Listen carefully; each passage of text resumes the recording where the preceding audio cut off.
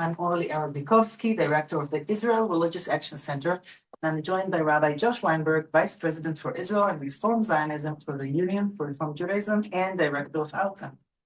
Together, we engage thinkers, leaders, educators, activists, and community builders who aren't afraid to wrestle with the tough questions of Jewish life, Israeli society, Zionism, politics, and the unfolding events that are redefining our moment, and everything in between.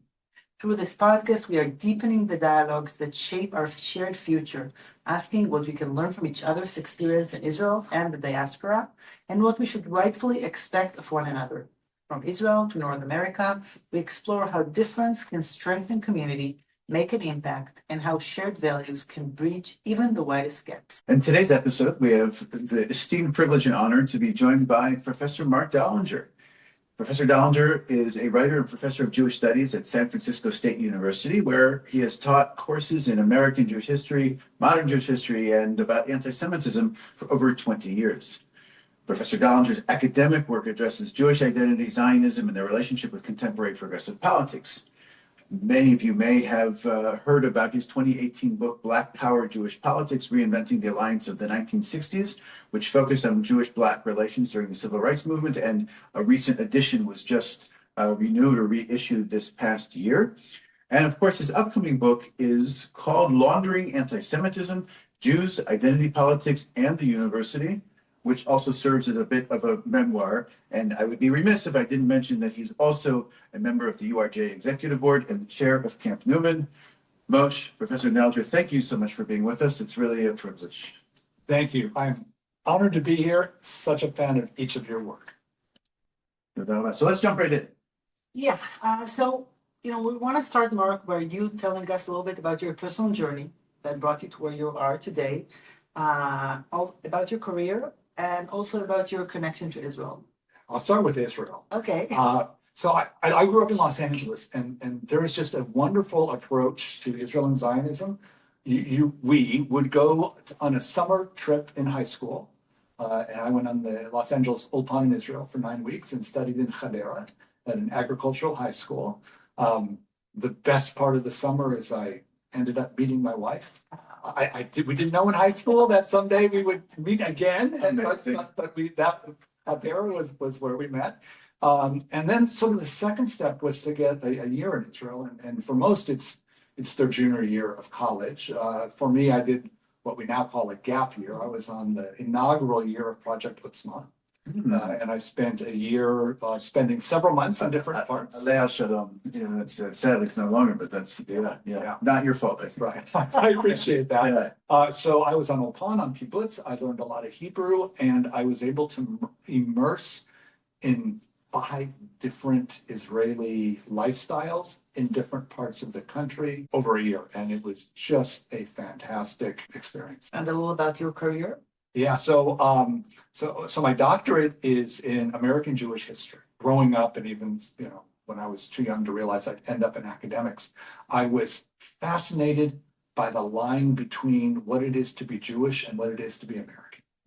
And I remember in religious school in 7th grade, I'm 61, so maybe people my age, the religious school teacher asked us the question: if Israel and the U.S. get in a war, who are you going to fight for, right? Are you an American Jew or a Jewish American?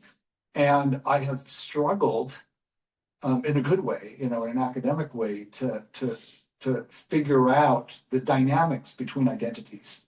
And for me, it was American and Jewish, and what American Jewish means, and now recently much more into Zionism and into the college campus. Well, it's so fascinating, and I also, even though I'm slightly a generation below you, that was also a formative piece of our Jewish identity. That was like the age-old youth movement question that we were asked, and I think it also brought bridges the question of particularism versus universalism, and the question of assimilation, which was, if I'm correct, the goal of the early, immigrants to America, and now seen as, as a danger, and how things have changed so much. But you've really spent decades studying Jewish identity and these political movements. And how would you describe the current narrative, the landscape on college campuses around Israel, Zionism, and Jewish identity. And I want to acknowledge that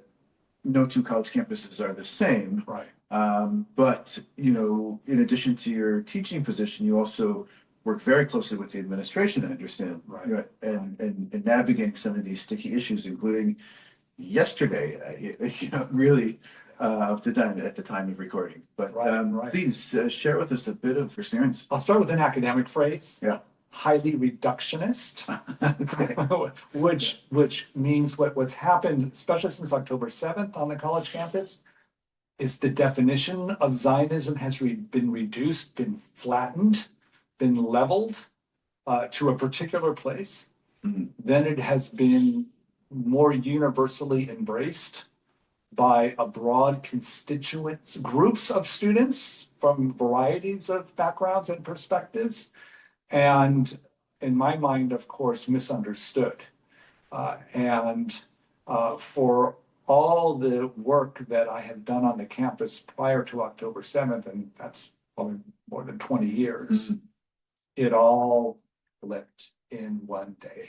Wow. And I'll just say, like, of all the people like who should not have been shocked and surprised by October 7th, I should have been in the lead group of people who were saying, I've actually been watching this for a generation, and this is not new. And wow, was it new?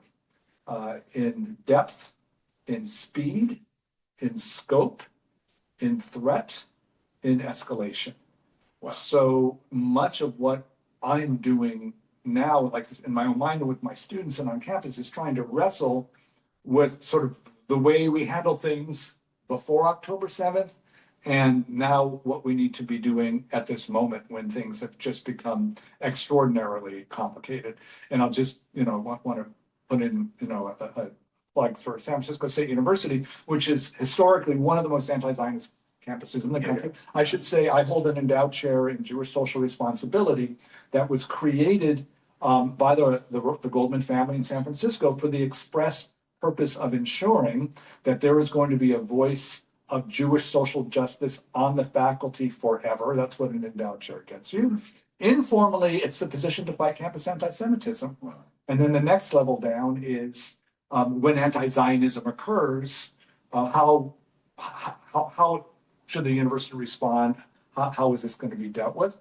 And we're off. In saying that it shocked you or that it surprised you, in all of those, scope, speed, magnitude, all those, can you give a few examples in terms of, just how people can understand? I mean, I'm sure there are many, but both coming from the faculty and what you saw from the student body and how communities were, the broader community was involved. So none of this is funny, but sometimes it's good to have a sense of humor in difficult, challenging moments. Oof. So one indication I had about how different things were is I was heading out to campus to teach, and CNN was on, and it was the top of the hour. And the lead story was campus anti-Semitism. And I said to Marcy, I said to my wife, I said, I can't believe that my life's work is the lead story on CNN. Yeah. And now the flip, and this causes me, some pain as a Jew and as a Zionist. I teach in the Department of Jewish Studies. We have a diverse population. I have diverse students. It is my assumption in a seminar class, which is 12 to 15-ish students, that they will all walk in as that they're all anti-Zionists when they walk in. There would be an exception to the rule if a student were Zionist, or perhaps more importantly, they would say that out loud in class. Be willing to identify as publicly say That's post October 7th. That's a good point. That was a flip of October 7th, Right. because I was dealing with the themes, but no one else, most people, I mean, there was a small group that were interested and cared, and we all knew who we were, and we kind of worked together. And this universalized to become such a dominant part, not only of the Department of Jewish Studies, but of my entire university, and as we heard nationally, right up to Harvard and Columbia, sort of the two most notorious cases. And one would think that universities are where smart people are, and to get to the point that they're doing really dumb things is kind of a shock to the sense of what the university should be about. Yeah, I mean, Bauman also very simplistic. I mean, really, the lack of nuances was very, very evident right after October 7th and for a long time. And you've mentioned both anti-Zionism and also anti-Semitism. And I really want to touch on this, sort of distinction, and which you've, written about extensively. How should we understand those two terms at this time? When does one end and the other begins? And what do people get wrong when they collapse them into one category? Thank you for the impossible question. And the way I want to approach this is I'll start with. One can answer these questions. This is you. Thank you. So I'm going to come back with a personal story, and then get to a response to that. When I took the chair at San Francisco State, and the university president, Robert Morgan of blessed memory, who interviewed me and hired me and told me, this is a political place, are you ready for what's going to be coming your way? I understood that the anti-Semitism, well, the anti-Zionism is every day. The anti-Semitism will have to figure out when it's going to be often. So I engaged in self-reflection as a Jew and as a Zionist, also as a professional. And I said to myself, when I hear anti-Israel rhetoric on campus, I'm deciding right now I'm not going to care. Not that I don't care, because I do, but I think that I would burn out in 3 or 4 years of emotional exhaustion and pain, and I want to be able to keep doing my work. And then I got to the question of anti-Zionism. Anti-Zionism is normative in the progressive left. San Francisco State University's leftist activists are all anti-Zionist. I think I can say that. And if and here's the first answer to the question, thought that anti-Zionism is always anti-Semitism, that's all I would be doing in my career at SF State, and I would be exhausted, and I would pretty quickly start looking for another job. And then there's a question of just the debate, and it's so been intense since after October 7th, because so much is at stake for so many of us about when that line gets crossed. So I made the determination that if it's anti-Zionism, I'm not going to get upset. If it's anti-Semitism, 1000% all in. So if it's a case of anti-Zionism where nobody is going to debate whether or not anti-Zionism is anti-Semitism, I'm in. And if we're going to have a gray area, and now, of course, everyone's fighting, where people are going to fight, I'm going to stand back. And here's my trailing indicator on this. After I arrived at SF State, I reached out to the rabbinic community, to the Jewish leaders, and to the Jewish newspaper, because there's a lot of attention being paid to anti-Zionism, anti-Semitism, and I thought, as well-intentioned as it was actually harming our efforts on campus. And I said, please, when you hear about anti-Zionism or anti-Semitism, take a breath, give me a call, let's talk about it, let's work together on a strategy. And for the most part, the communal leaders stepped back and allowed us as a university community. This is one of the issues we have now, because university communities are not able to handle things independent of all the outside forces. And when we finally did have a profound anti-Semitic incident that led to the retirement of our university president, and a full issue of J Weekly, our Jewish newspaper in San Francisco, we had 5 articles, and the editorial from the writing staff. The opening line was, when an SF State Jewish Studies professor tells you it's anti-Semitism, It is. believe it, right? And I said, that's great. So from a practical point of view, I really need to be convinced that something is, the anti-Zionism is engaging a classic anti-Semitic trope. I need to give space for the fact that Palestinians are really pissed off about Zionism, and that there is a fight over 2 peoples with competing claims for the same piece of real estate, and they're killing each other, and it's awful. And San Francisco has the 2nd largest Palestinian American population after Detroit. We have the founding chapter of what now is SJP. For us, it's called General Union of Palestine Students. So when our students have what we would call an anti-Israel or anti-Zionist rally, we have I'll say they're my students, my undergraduates whose cousins were killed by the IDF. And when they're out there sharing their pain and their hurt, I'm not going to step in and say you are an anti-Semite. I'm going to step in and say, as a Jewish studies faculty member, let's see how we can learn around difference. First of all, that's really helpful, and I appreciate you laying it out that way. And I'm curious also about sort of academic theory, because right now, what everything we've discussed has taken place outside the classroom by and large. How does that come in with sort of, theoretical or academic discussions around using Israel as the quintessential example of settler colonialism or oppression narratives, oppressor versus oppressed, and bringing all that in. And I'll just, full disclosure, we talked about this 2 years ago, a few weeks after October 7th, and I came to you for guidance and help in trying to navigate all of this, because it sort of came to the front, where we had always thought about it, but give us that side of it, if you would. Yeah, I'm going to start with the academic history phrase. Sure. Constructed narrative. Yeah. A narrative is a story. We all have our history. We all have our stories, family stories, and then constructed means created. Now, one constructs a story, one constructs a narrative. It's all factual, it's all true, and it's invented. It's made up. And what's happening now, especially since October 7th, in the academic world, is that we have multiple competing constructed narratives that are crashing into each other.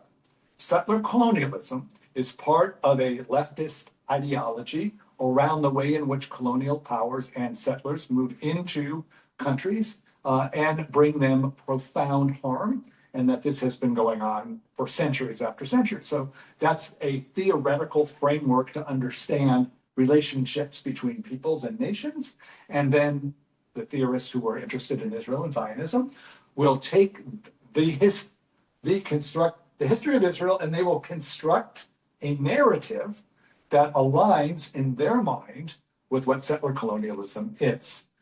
And there are other constructed narratives, which certainly the Zionist movement has created, which do not adhere at all to the notion of settler colonialism. For example, you cannot be a settler if you are a refugee and a victim.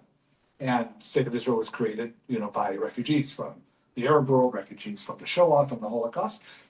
It can't be colonial if you don't have power, because the Jews who were creating the Zionist movement were not coming from position of power. They were weakness. They were going to the British, earlier to the Ottomans.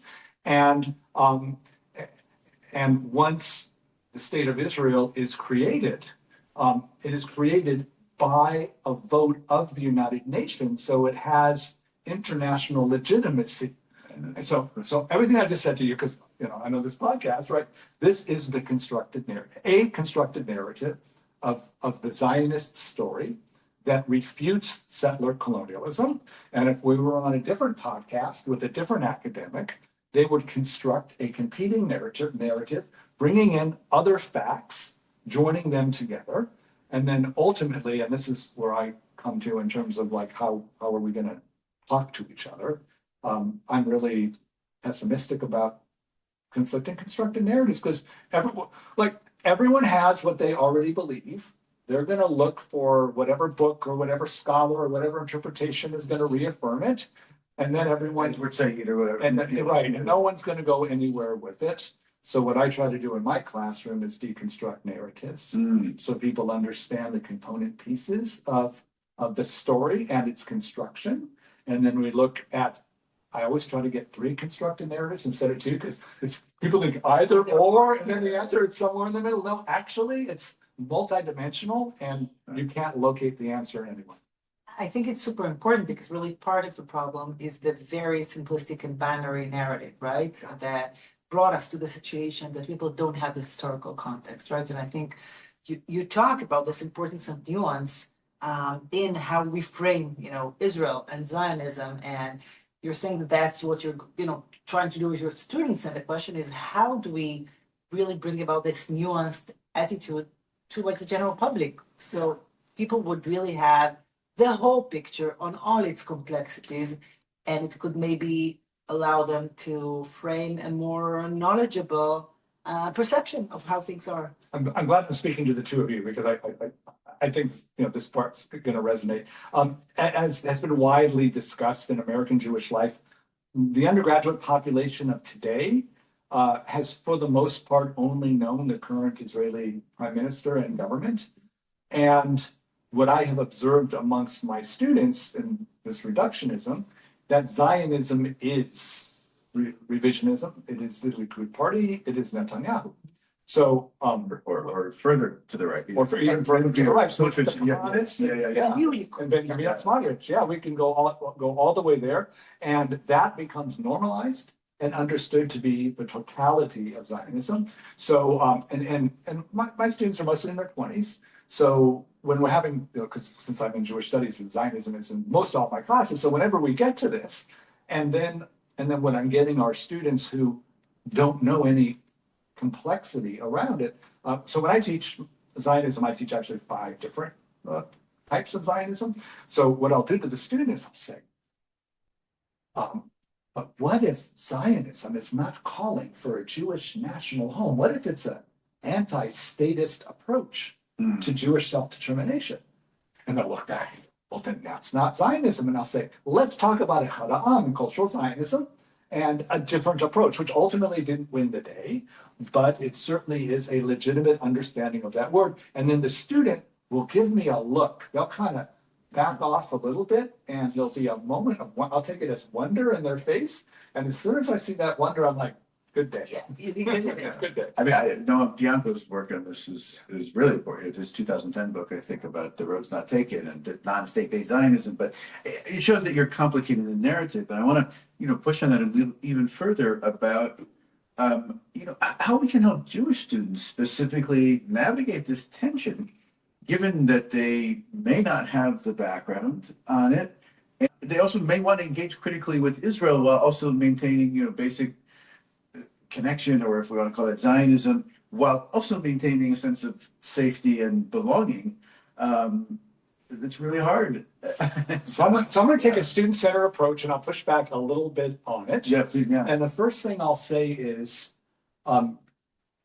if Jewish students are feeling unsafe, challenged, whatever the negative feeling is, they need to go surround themselves with fellow Jewish students, probably fellow Jewish students who are aligned with them in whatever anxious place they are. Mm-hmm. And for me, it starts at Hillel on the college campus. Go to Shabbat dinner, go to cultural events, hang out.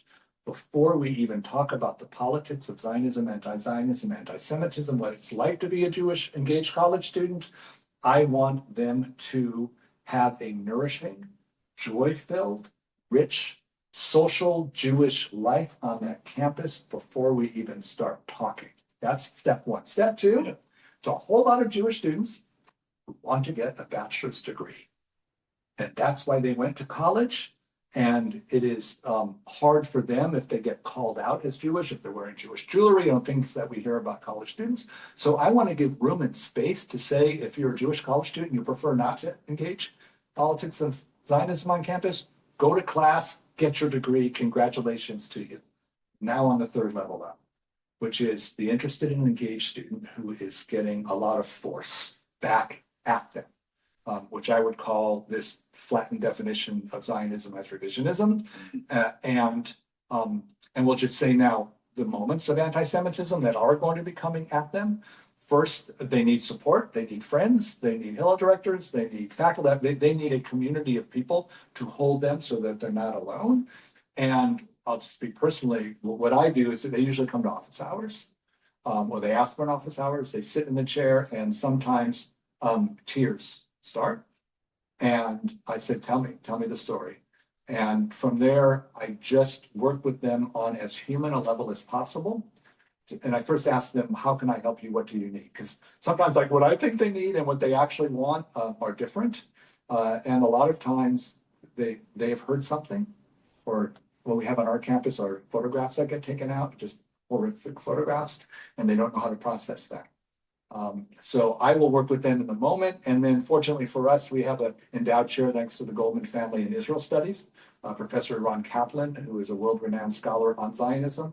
So I can say to them, please go take Professor Kaplan's class on Zionism, on the conflict. We also have the issue. Like you also have to learn something about this. Yeah, right. And well, so when I say to the student after the tears stop and after, I can sort of get them to a stable place, I say, welcome to the university. Mhm. I said, I know this is hard, but this is why we're here. And I'm glad you came here, and let's figure out a program for you, and let's figure out what your goals are around this and see what we can do to move you forward. That's super important, and thank you for this, really extensive answer. Another focus of your work, which you mentioned in the introduction, is really you've written extensively about the relationship between Jews and Black communities. Yeah. And I want to ask you specifically about what is the status of this relationship after October 7th. I mean, Yeah. a lot of people have been, I would say, disappointed by the lack of support from maybe their counterparts, and there have been so many challenges specifically for this relationship. And now I feel about 17 constructed narratives coming clashing together at the same moment. So first I'll say Jewish communities are very diverse, Jews of color, Black Jews as well. Black communities are also quite diverse. So the first thing we have to say is we can't be reductionist about these terms. We often do just for the sake of rhetorical ease, talk about Blacks and Jews. There is a profound and powerful narrative of white supremacy in America. And it has components to it, and colonialism is one of them, and oppression, and what it is to be powerless in the face of powerful. So as the notion of intersectional identities have evolved over the last more than a decade since Kimberly Crenshaw first articulated it in a very particular way, there is a growing sense of solidarity. And that one who is suffering because they are, in our case, racialized lower on the hierarchy, have a sense of kinship with others who are being racialized lower on the hierarchy in any other place on planet Earth. So many folks in the Black community certainly are going to find an alignment between the constructed narrative of the American experience around slavery and white supremacy as they are receiving and understanding the Israel-Palestine. Now we have Jews, and now I'll speak about white, I'll even put in class here, white middle-class suburban kids who go off to college and are showing up with their own constructed narrative on what Israel is innocent, what Zionism is innocent. And I see it at SF State because it is just so profound, the difference. And I have sat with white Jewish students, and I've sat with our Hillel professionals in a certain way, because we have Yom Ha'atzmaut celebration, and Palestinian students have Nachla Day, type stuff. And I say, and I'm 10 so I'll say it publicly on this podcast, white suburban Jewish students aren't prepared, and they aren't ready to engage a constructed narrative that conflicts with their own. Mm-hmm. And it becomes very threatening. So what I try to do, especially it's also socially unpopular. Right? Yeah. Oh, yeah. We'll get to socially unpopular. Yeah. I'll jump right to that if you want. We have a student who goes to Israel on junior year abroad, let's say, which used to be something that was pretty typical, and come back on campus now. And I don't like the phrase, but the phrase that my undergraduates tell me is it's social suicide. Yeah. You will lose your friendship groups. Because people, informally, people don't want to be seen around you because they're afraid what's going to happen to them. Formally, Hillel or the Jewish student organizations on campus can't have relationships and socials and events with a lot of other groups. Some they can, but a lot of others they can't, because the other groups are going to take a stand. And this is where anti-Zionism becomes anti-Semitism, because Hillel is the Jewish student organization. So when you are going to... It is not the Israeli embassy. Right. And many campuses have separate Israel Zionist advocacy student groups that operate as a separate student group for the purpose of allowing and preserving Hillel as a Jewish place that wouldn't have to do that. So maybe we'll have to have you back after another time, because there's so many more questions, so many more things to talk about. But I just want to say, ask you a word about your upcoming book, which I'm excited for it to hit the shelves or hit the hit the web portals that we can download it. Yes, and absolutely. I'm told that Netflix is already in contract with you. I don't know who's going to play you in the movie. That's what I want. But we're very excited about that. It's going to be amazing. Just give us, if you would, a little bit about its central argument and how you'll hope it'll shape public conversation around this critically important topic. Thank you. It's an academic memoir. Yeah. Half of it's personal stories and half of it is academic meaning. I fought 2 different campus anti-Semitism fights in my career, each 3 years long. Each reached the federal government of the United States. Each was independently significant. The first in Los Angeles, in a politically right-wing community, where as part of the retaliation against me for the fight I launched, was an op-ed in the school newspaper calling for my firing because I was labeled a self-hating leftist Jew. That was the quote. And that ultimately I resigned my tenure. Even with tenure, I wasn't safe. This is how I ended up with the job at San Francisco State University. And the book opens with the 400-mile drive from LA to San Francisco. And Marcy and I and our 2 daughters, we loaded up the car, and I was a self-hating leftist Jew. And that night, I got to my new office at SF State, and I was a right-wing Zionist colonial conspirator. I'm trying to figure out how in one day do you go from self-hating leftist Jew to right-wing Zionist colonial conspirator. The book unwinds that drive. It looks at anti-Semitism from the left and from the right. It looks at anti-Zionism as anti-Semitism. It looks at the role and purpose of the university, a place that is supposed to be smart but ends up being dumb. And then ultimately, it gets into this notion of alliances. When I was at my right-wing college, faculty of color, women, LGBTQ plus folks, when they saw the anti-Semitism happening to me, rallied around me. And together, we spent about 1.5 years fighting not just anti-Semitism, but racism, sexism, homophobia. I felt so good as a white man to have learned as much as I did about these marginalized communities that I said to myself, when I get to SF State, which is a leftist campus, I am so ready to go. And I landed there. And the progressive political community won't talk to me because I'm a Zionist. And I've said, wow, what a profound difference. So the book flips between personal experiences and then the larger. As we say in Hebrew, mishanem makom, mishanem mazal, right? You change your place, you change your fortune, change your luck and outlook. Good. So maybe I'll give it to Orly to wrap us up here. It's really fascinating. It's really amazing. Yeah, we're really looking forward to reading all about that. And sort of to wrap us up, we're in a very difficult time. So many challenges, especially, you brought this experience from a very, very, challenging environment that you've been working in for many years. But nevertheless, looking ahead, we want to ask you whether you're optimistic. Where do you find hope? So let's leave ourselves with a sort of note of hope. Thank you.